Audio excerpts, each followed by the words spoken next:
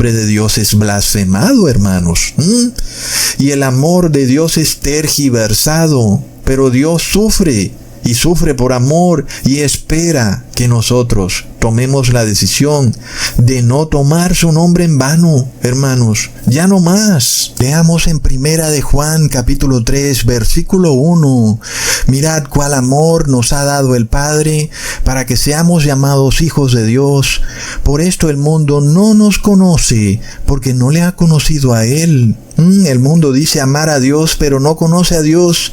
El mundo representa al pecado, y el pecado es la mentira, la maldad. Los que pertenecen al mundo dicen, yo amo a Dios, pero violan su ley. Y por eso sabemos que son del mundo. Porque aunque se disfrazan bajo una apariencia de religiosidad, y van a las iglesias a cantar y a bailar, y van a comer la galleta, y ellos se hacen ver como si no fueran del mundo, pero por sus actos de maldad, es decir, por su violación a la ley de Dios, sabemos que son del mundo. Sabemos que son un engaño y que hay hipocresía dentro de ellos. Leamos en Levítico capítulo 17, versículo 14. Porque la vida de toda carne es su sangre. Por tanto, he dicho a los hijos de Israel, no comeréis la sangre de ninguna carne, porque la vida de toda carne es su sangre. Cualquiera que la comiere será cortado. No por nada dijo Jesús que en su segunda venida las personas estarían comiendo y bebiendo.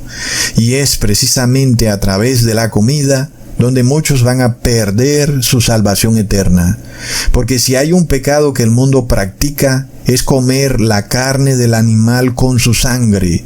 Y es que la realidad es esta, hermanos. Si tú le sacas la sangre a la carne del animal, esa carne no va a saber igual. Su sabor va a ser muy insípido. Y es por eso que la sangre debe ser mantenida dentro del animal. De otra forma, las personas no le encontrarían gusto a comer esa carne. La enseñanza de esto es que los sentidos y sensaciones que el cuerpo genera pueden engañarnos y pueden hacernos ver que un pedazo de carne es sabroso, pero la ley de Dios nos revela que es un pecado de muerte y que ingerir la sangre de un animal es igual a ser como un vampiro que le succiona la vida a otro ser vivo. Leamos en Primera de Juan capítulo 2, versículo 16. Porque todo lo que hay en el mundo, los deseos de la carne, los deseos de los ojos y la vanagloria de la vida, no proviene del Padre, sino del mundo. Los placeres del mundo no son bendiciones del Padre, como dicen generalmente los blasfemos, que cuando se ven llenos de dinero dicen que el Padre los ha bendecido. Pero la bendición del Padre no es hacernos millonarios ni darnos carne con sangre, porque además las riquezas son una trampa y un engaño. La bendición del Padre es recibir en nuestros corazones el Espíritu de su Hijo para que clamemos Abba Padre. Entonces, no es un capricho que debemos abandonar toda carne animal, aún la que sea kosher, a la que le hayan sacado la sangre, si es que de verdad podemos confiar en el hombre, en que hoy en día hagan ese proceso bien hecho. Porque resulta que estamos en tiempos en que dice la ley, maldito el que confía en el hombre. Y si tú piensas que esa carne que venden en el supermercado no tiene sangre porque dice ser kosher, estás confiando en el hombre. ¿Será que realmente es kosher? Yo no creo, ¿verdad, hermanos? Porque por amor al dinero hacen muchas cosas. ¿Y qué pasa, hermanos? Dice la palabra que el que coma sangre será cortado de la congregación. Me parece como que un riesgo bastante alto por comer. Asimismo dice la palabra de Dios que debemos hacer diferencia entre lo impuro y lo puro, y que además eso nos lleva a la santidad. Muchos no pueden creerlo. ¿Cómo te vas a hacer santo con la comida? El mismo capítulo de Levítico donde se enseña a hacer diferencia entre animales puros e inmundos, es el mismo que lo declara en el versículo 44. Dice, porque yo soy Jehová vuestro Dios, vosotros por tanto os santificaréis y seréis santos, porque yo soy santo. Así que no contaminéis vuestras personas con ningún animal que se arrastre sobre la tierra. Entonces yo veo claramente una advertencia de Dios de que la santidad sí va ligada con la alimentación. Y que comer animales inmundos sí hace que el ser humano que los come se vuelva inmundo a los ojos de Dios. Pero el apóstol Pablo dijo en Romanos 14, versículo 14, yo sé y confío en el Señor Jesús, que nada es inmundo en sí mismo, mas para el que piensa que algo es inmundo, para él lo es. Y entonces el pastor evangélico dijo, ya fue, prepárame unos chicharrones de puerca para darnos una comelona bien buena, porque según el apóstol Pablo, nada es inmundo, sino solo para aquel que piensa que eso es inmundo. Pero como yo creo que el chicharrón de puerca no es inmundo, entonces ya está, me lo voy a comer. Pero si nosotros tomamos este versículo solamente así, pues sabemos que lo estamos sacando fuera de contexto, ¿verdad, hermanos? Así no se lee la palabra de Dios. Porque el apóstol Pablo luego aclara en el siguiente versículo lo que él quiere decir. Leamos el versículo 15. Pero si por causa de la comida tu hermano es contristado, ya no andas conforme al amor. No hagas que por la comida tuya se pierda aquel por quien Cristo murió. Entonces se hace evidente que si Cristo murió para perdonar los pecados, ¿cómo puede impedírsele la salvación a un hermano que ha pecado por causa de la comida? A la final también es un pecado, y Cristo ha muerto también por ese pecado. Entonces es obvio que en Cristo no hay nada inmundo. Esto para aquel que quiera arrepentirse, porque aquel que no quiera arrepentirse sigue inmundo, pero Jesús sí puede santificar lo inmundo.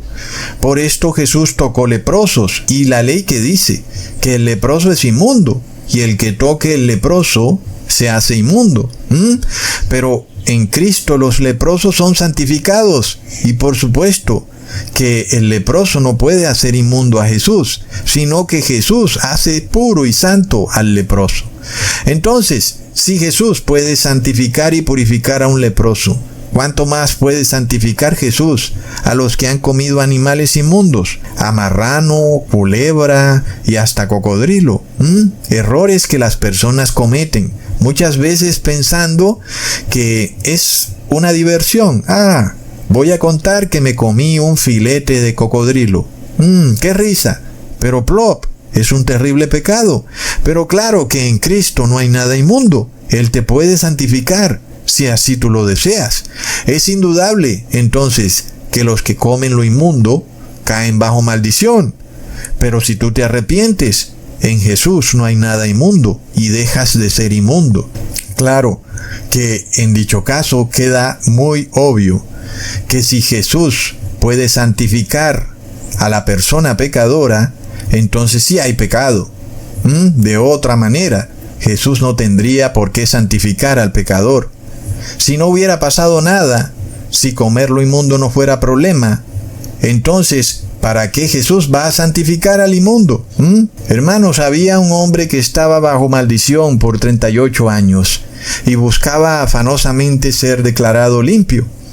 A este hombre Jesús lo sanó de esa maldición, de esa terrible enfermedad. Pero luego cuando lo halló en el templo, ¿qué le dijo Jesús? Leamos en Juan capítulo 5 versículo 14. Después le halló Jesús en el templo y le dijo: mira, has sido sanado, no peques más, para que no te venga alguna cosa peor. Y en el caso de este hombre que llevaba 38 años inmundo, él fue purificado. ¿Acaso ese hombre debía someterse de nuevo a comer lo inmundo? Pues no tiene ningún sentido. Y ya Jesús le advierte: no lo hagas para que no te venga alguna cosa peor. Es una advertencia clara. Cuando tú miras hacia atrás en tu vida, podrás ver cómo te han pasado ciertas cosas malas. Y puedes ya entender que han sido por tu propia culpa, porque has violado la ley de Dios. Y si esas maldiciones han recaído sobre ti en desconocimiento por violar la ley de Dios, ¿qué ocurrirá cuando tú ahora, conociendo la ley de Dios, violas la ley de Dios conscientemente. Pues las palabras de Jesús entonces tienen toda la lógica. Ahora te viene algo peor, porque ya no violas la ley de forma inconsciente, engañado. Ahora la violas con total conocimiento. Entonces esas maldiciones que recibiste en el transcurso de tu vida están ahí para que tú entiendas y sepas lo que te va a venir si vuelves y violas la ley de Dios, que será 10 veces peor de todo lo que ya te ha pasado en tu vida. Ahora tú conoces la verdad y debes obedecerla. Y no puedes, ahora que conoces la verdad, someterte a la inmundicia. En el fin de los tiempos, sabemos que todo producto animal es inmundo y debemos abstenernos de esos alimentos, porque son inmundos. Y por eso no podemos comer ni carne, ni huevo, ni leche, ni queso. Y es que en el cielo tampoco vamos a comer eso. Y en el cielo tampoco te vas a casar. En el cielo no vas a jugar deportes en donde humillas al adversario. Tampoco te vas a hacer millonario en el cielo. ¿Acaso habrá algo inmundo en el cielo? No.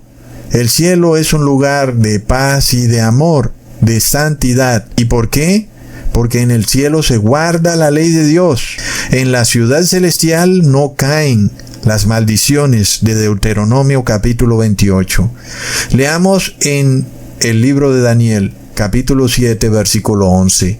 Entonces yo miraba a causa del sonido de las grandes palabras que hablaba el cuerno, y el cuerno es el anticristo, el papa de Roma. Y miraba hasta que mataron a la bestia, y su cuerpo fue destrozado y entregado para ser quemado en el fuego. Esta frase que dice mataron a la bestia nos quiere decir que el Imperio Romano Cristiano, que hoy conocemos como el Vaticano, y la Unión Europea que lo rodea, va a colapsar y se va a desmembrar totalmente. El Papa de Roma, que es el líder de este Imperio Romano Cristiano, va a perder el poder político que ejerce sobre todas las naciones.